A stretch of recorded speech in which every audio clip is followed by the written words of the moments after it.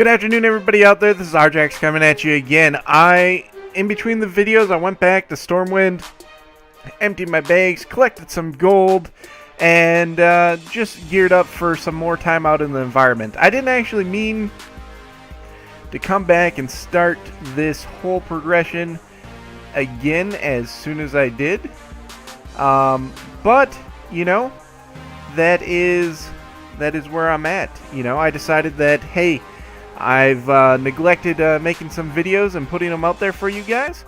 So I would like to get back into running some more videos and putting up more video content than what I did the last half of the week.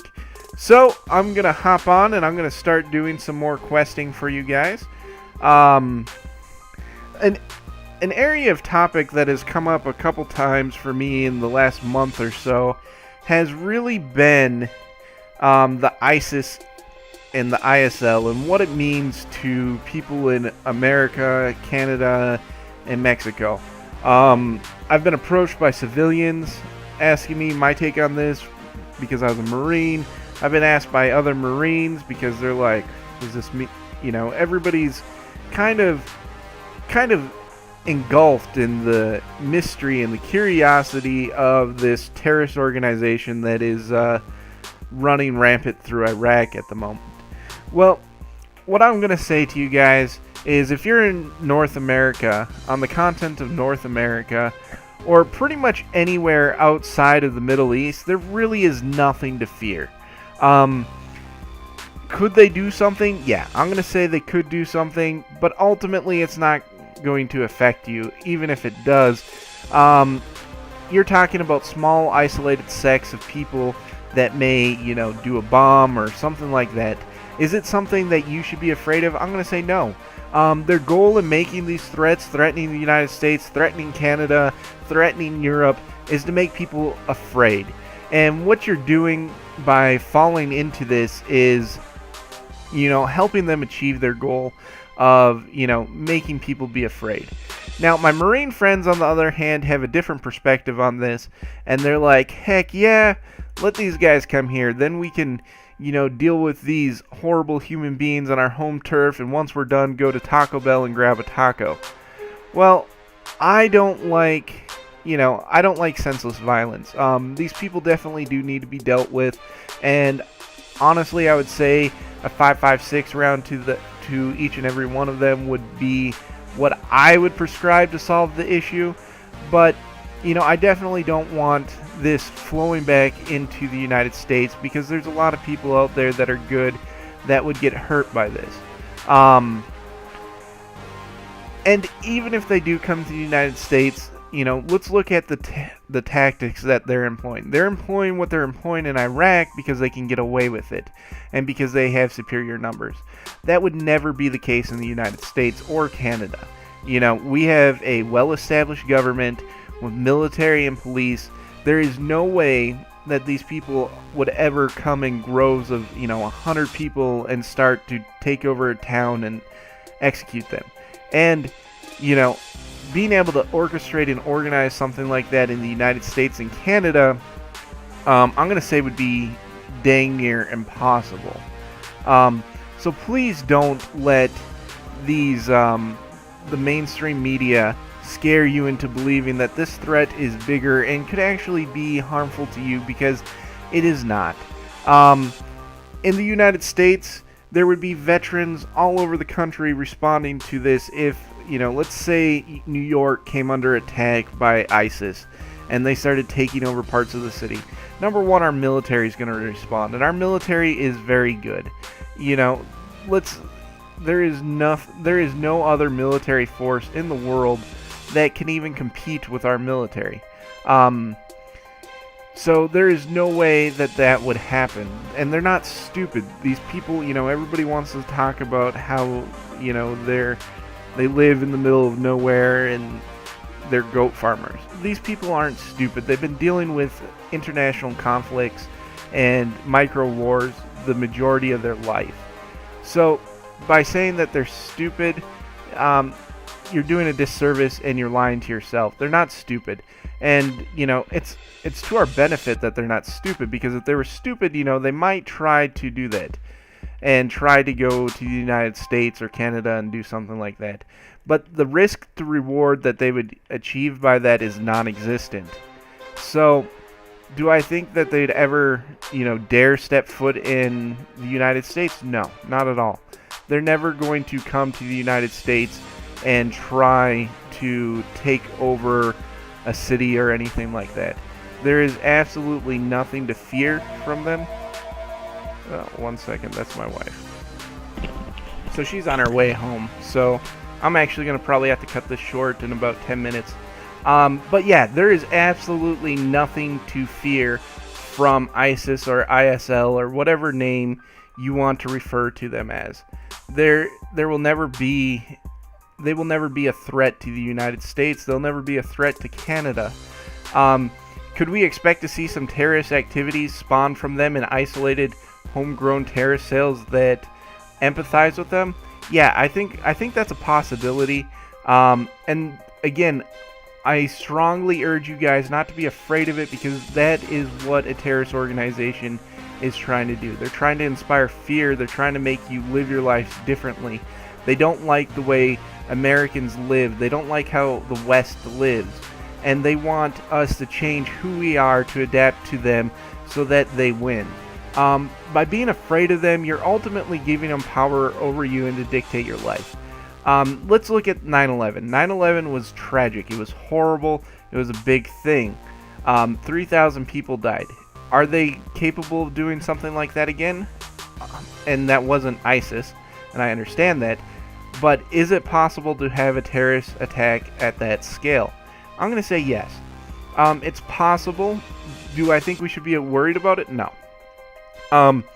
And, not to say that, losing 3,000 people is bad or isn't bad. It is. It's horrible. I mean, it's one of the shaping things that happened in our country over the last decade or so. But, at the same time, 2,000 to 3,000 people in our entire country is what was lost. There's around 300 million people. The odds of you being directly affected by a terrorist event like that are so minuscule. It's like being afraid of being struck by lightning. It's, being afraid of these people is what they want. Do not allow them to have that power over you guys. I just think it's horrible what they're doing, and I think that we do need to respond to it and deal with them. And if they aren't dealt with, I think that they could become a more serious threat. But right now, they aren't a serious threat. And, changing the way you live at home and the way you think and being afraid of something like this is exactly their aim. Don't give them that power. I can't stress that enough. All my friends out there that are in the military, they're getting kind of excited. A lot of the guys that I served with never got the opportunity to go to Iraq, and I mean it's kind of a military thing. You want to go and do something, and with Iraq, with Afghanistan winding down, there's a lot of people in the military that are getting forced out, and they don't have, they don't know what they're going to do. So this conflict is a little bit exciting for them, but I think truly the only people who should be concerned about this are the people that are over in the Middle East right now. I think we definitely, as a country and a nation, need to do something to solve this issue. But at the same time, I really don't think that people should be afraid of them. There's nothing really to be afraid of. They're on the other side of the country. They can't mobilize an army to come to the United States, and if they do, it will be shortly dealt with. And that's a big if. There's, you look through history, and look at Japan in World War II. They looked at the United States and they thought about invading us, and they decided quite quickly that that was a horrible idea because of the armament that our civilian population has. There's nothing that can, come in and hurt America as far as a ground army. Canada, you're bordering with America. There's nothing to be afraid of. If there is a terrorist attack, it's going to be small. It's going to be isolated. It's going to be like something like the Boston bombing. Is it going to be horrible? Absolutely, it's going to be horrible. But do not live your life in fear of a organization like that. I can't stress that enough. There is no reason to be afraid of getting struck by lightning or getting involved in a terrorist attack. It's not likely to happen. It's almost impossible. You're almost never going to be involved in it. So yeah, absolutely. I just wanted to say that because I've been hearing about it, and there's reasonably intelligent people in my life that are they're like, well, should I go out and buy guns? Should I go do this? How should I get to and from work? What should I do? And I'm like, why are you afraid of this? It's not going to happen. If it happens, it's going to be in a situation that no amount of preparedness is going to, affect it. You can't prepare for anything, for everything. So, just be aware of that. Do not allow these people to scare you into changing your life. Do not be afraid to go to the supermarket. Go to the supermarket. Live your life the way that you want to live your life. And there's nothing that defeats terrorism more than not being afraid of them. All of these people, they're cowards. They're attacking unarmed people. They're in a part of the country, in a part of the world that has a destabilized military, destabilized government. That is not the case in the United States or Canada, so don't be afraid of it. I know this isn't typical World of Warcraft talk, but it's something that I've been thinking about for a while, and absolutely, take precautions. Think about what you're doing. Think about situations you're getting yourself into in life. But, I'm saying that not as, be afraid of terrorism. I'm saying that, just be in the course of your life, don't drive 120 miles per hour. Don't walk down a dark alley in the middle of a crime-ridden city with thousands of dollars in your pockets. Don't become a victim. And you should be living your life that way anyways. And that's all you need to do to protect yourself against these people. Not be afraid, and don't buy into the hype that the media is trying to portray that this is a major threat to the United States and Canada and Europe, because it's not. Our military has already crushed these people.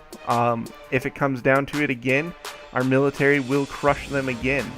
And that's not for you or I to decide if, when that's going to happen or if it happens. It's up to our elected officials. But obviously they don't think it's as big of a threat as it's being portrayed in the media, because if they thought it was that big of a threat, we would be doing something very proactive about it. But the issue that we face with fighting a terrorist organization in a guerrilla warfare situation is just that. It's guerrilla warfare.